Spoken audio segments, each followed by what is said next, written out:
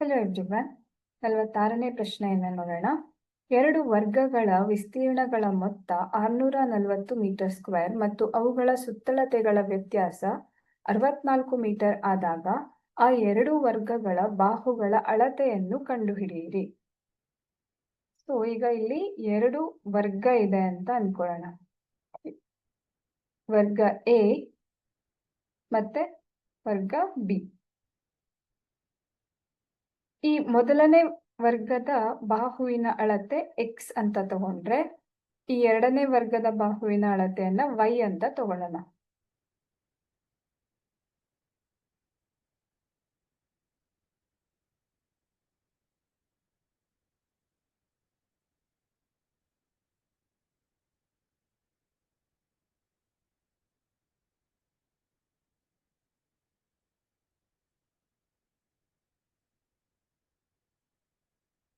ಹಾಗೆ ಎರಡನೇ ವರ್ಗ ಅದರ ಅಳತೆ y ಆಗಿರಲಿ ಅಂತ ತಗೊಂಡ್ರೆ ಆಗ ಎರಡು ವರ್ಗಗಳ ವಿಸ್ತೀರ್ಣಗಳ ಮೊತ್ತ, ವರ್ಗದ ವಿಸ್ತೀರ್ಣವನ್ನ ನಾವು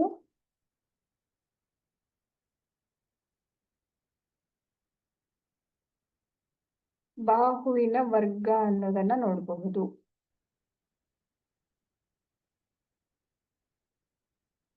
ಹೌದಾ? ಬಾಹುವಿನ ವರ್ಗ.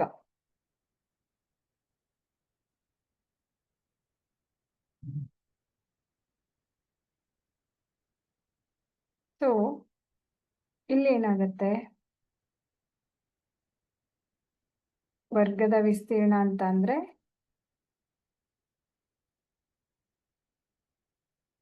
ಮೊದಲನೇ ವರ್ಗದ ವಿಸ್ತೀರ್ಣ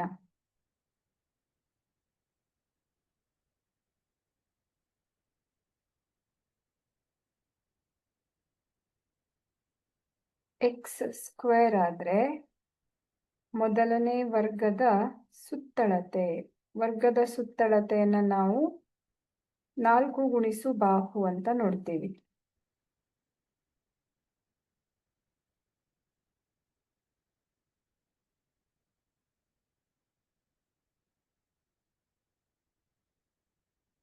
ಹೌದಾ? ಸೊ ಇಲ್ಲಿ ಮೊದಲನೇ ವರ್ಗದ ಸುತ್ತಳತೆ 4x ಆಗತ್ತೆ. ಅದೇ ರೀತಿ ಎರಡನೇ ವರ್ಗದ ವಿಸ್ತೀರ್ಣ y ಸ್ಕ್ವೇರ್ ಆದ್ರೆ ಎರಡನೇ ವರ್ಗದ ಸುತ್ತಳತೆ 4y ಆಗತ್ತೆ. ಈಗ ಕೊಟ್ಟಿರುವಂತಹ ಹೇಳಿಕೆಯನ್ನ ಗಮನಿಸಿ. ಎರಡು ವರ್ಗಗಳ ವಿಸ್ತೀರ್ಣಗಳ ಮೊತ್ತ ಅಂದ್ರೆ X square plus Y square ಏನಿದೆ ಅದು 640 ಮೀಟರ್ ಸ್ಕ್ವೇರ್ ಆಗಿರುತ್ತೆ. ಹಾಗೆ ಸುತ್ತಳತೆಗಳ ವ್ಯತ್ಯಾಸ ಅಂತ ಅಂದ್ರೆ 4x ಮೈನಸ್ 4y ಇದು 64 ಮೀಟರ್ ಆಗಿದೆ ಅನ್ನೋದು ಕೊಟ್ಟಿದ್ದಾರೆ. ಸೊ ಇಲ್ಲಿ 4ಅನ್ನ ಸಾಮಾನ್ಯ ತಗೊಂಡ್ರೆ 4 ಗುಣಿಸು x ಮೈನಸ್ y ಸಮ 64 ಮೀಟರ್ ಅಂತ ಆಗತ್ತೆ. ಸೊ ಇಲ್ಲಿಂದ x ಮೈನಸ್ y ಇದನ್ನ ಬರ್ಕೊಂಡ್ರೆ 64 ಡಿವೈಡೆಡ್ ಬೈ 4 ಅಂತ ಆಗತ್ತೆ. 4 ಒಂದ್ಲೆ 4 ಒಂದ್ಲೆ 24 ಆಯ್ತು.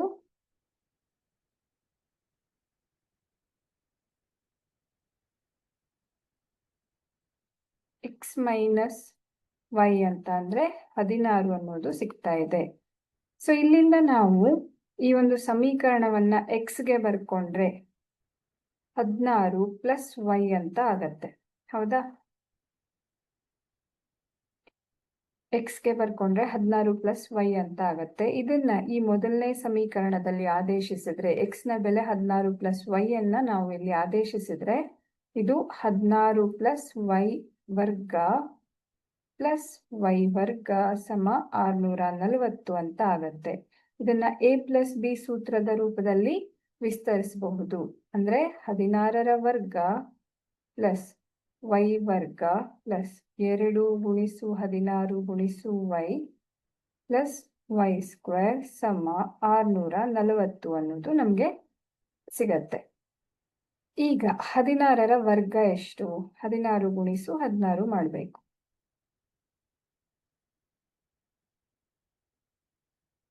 6 6 36, 6 6 3 9 ಪ್ಲಸ್ 16 16, 6 9 6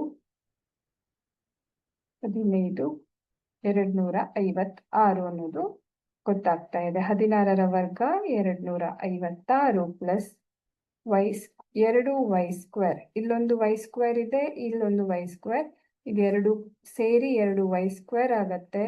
ಪ್ಲಸ್ 16 2 32 ವೈ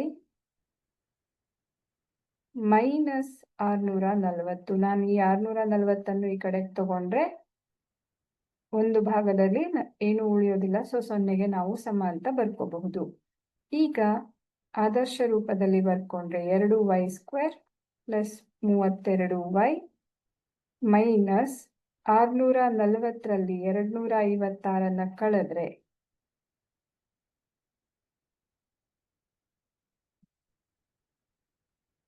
640ರಲ್ಲಿ 256 ಮೈನಸ್ ಮಾಡಿದ್ರೆ 4, 13ರಲ್ಲಿ 5 ಹೋದ್ರೆ 8, 5ರಲ್ಲಿ 2 ಹೋದ್ರೆ 3, 384 ನಮಗೆ ಸಿಗತ್ತೆ. ಇಲ್ಲಿಂದ 2 ಸಾಮಾನ್ಯ ತಗೊಂಡ್ರೆ Y square plus 16 Y minus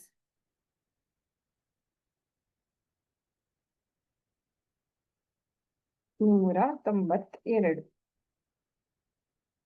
so ನಮಗೆ ಸಿಗುವಂತಹ ವರ್ಗ ಸಮೀಕರಣ Y square plus 16 Y minus 192 ಸಮ 0. ಇದು ನಮಗೆ ಸಿಕ್ಕಿರುವಂತಹ ವರ್ಗ ಸಮೀಕರಣ. ಈಗ ಹೇಳಿಕೆ ರೂಪದಲ್ಲಿರುವಂತಹ ಒಂದು ಪ್ರಶ್ನೆಯನ್ನ ನಾವು ವರ್ಗ ಸಮೀಕರಣದ ರೂಪಕ್ಕೆ ಪರಿವರ್ತನೆ ಮಾಡಿದ್ದಾಯ್ತು. ಈಗ ನಾವೇನ್ ಮಾಡಬೇಕು ಅಂದ್ರೆ ವರ್ಗ ಸಮೀಕರಣವನ್ನ ಬಿಡಿಸ್ತಾ ಹೋಗ್ಬೇಕು. ಮಧ್ಯಪದ ಅಪವರ್ತನ ವಿಧಾನದಿಂದ ನಾವು ಮಧ್ಯಪದ ವಿಭಜನೆ ಮಾಡೋ ಮೂಲಕ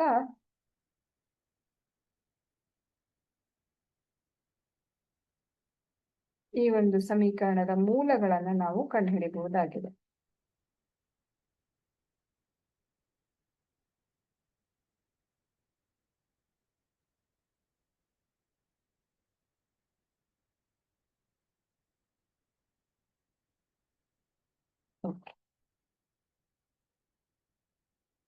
ಈಗ ನಮಗೆ ಸಿಕ್ಕಿರುವಂತಹ ಸಮೀಕರಣ Y square plus 16 Y minus 192 ಸಮ 0.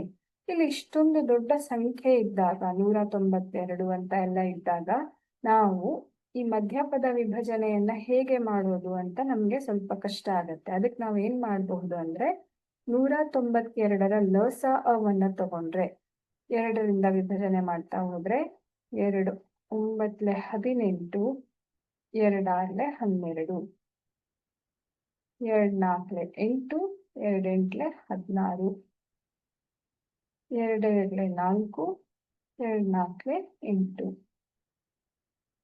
2 1 2, 2 6 12, 2 3 1. ಸೊ ನಮಗಿಲ್ಲಿ ಈ ಒಂದು 192ಅನ್ನ ನಾವು 2 ಗುಣಿಸು 2 ಗುಣಿಸು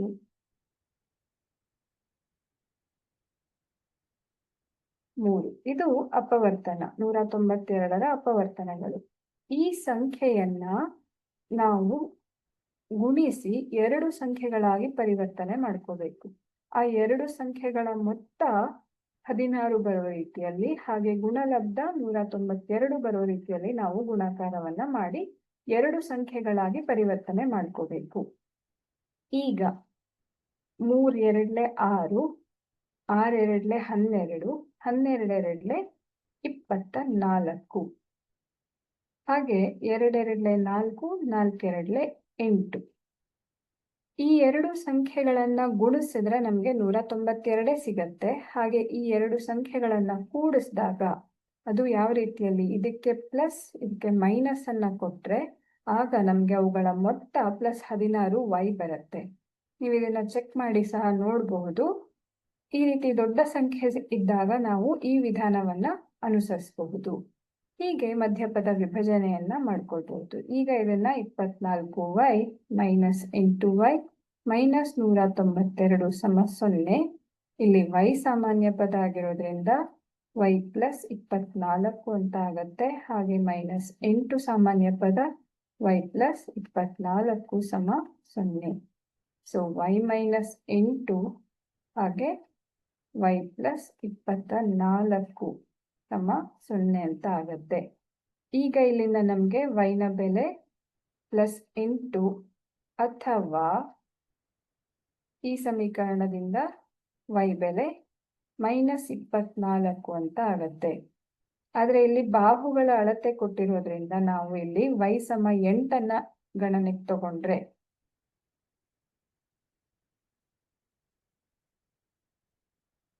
ನಮಗೆ ಗೊತ್ತಿರೋದೇನು, 4x - 4y = 64. ಅಂದರೆ x - y ಎಷ್ಟಕ್ಕೆ ಸಮ ಆಗಿತ್ತು?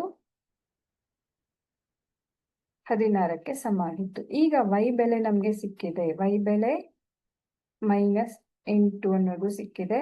ಸೊ x = 16 + 8 ಆಗುತ್ತೆ.